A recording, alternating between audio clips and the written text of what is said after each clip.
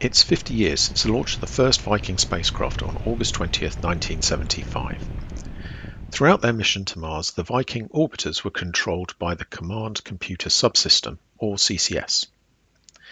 These machines were designed by JPL and manufactured by General Electric. A redundant pair of processors and memories within the CCS formed each orbiter's main computer. They controlled spacecraft operations and relayed new commands from Earth to the probe's systems.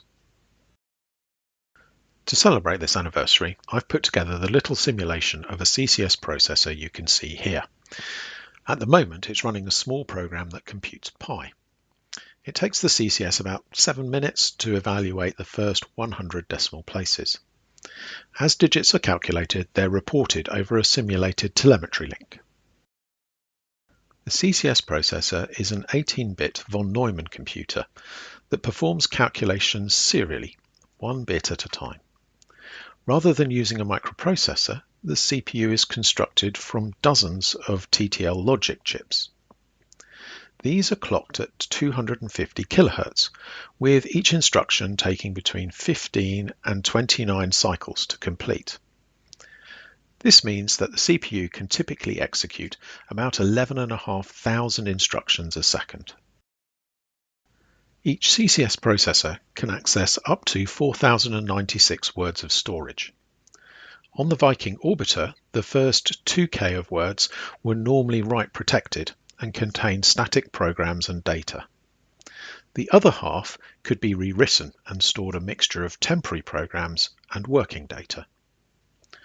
All storage was 18 bits wide and either contained an instruction consisting of a 12-bit address and 6-bit opcode, or an 18-bit 2's complement data word. Sadly, we don't know the fate of the Viking orbiters. At the end of their mission, they were parked in eccentric orbits around Mars. These orbits will be perturbed over time, and it's possible the orbiters may have crashed, scattering the first command computer subsystems on the surface of the red planet. However, 2 more CCS processors can be found controlling the Voyager spacecraft launched in 1977. Additionally, Voyager 1 and 2 each have a pair of processors in the attitude and articulation control subsystem.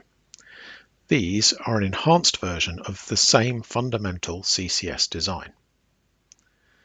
The systems on Voyager are still working, 48 years after they were first switched on.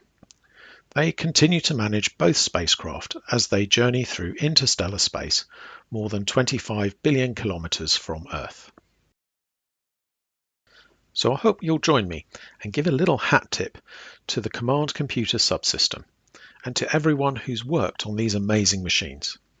50 years and counting at the final frontier of computing.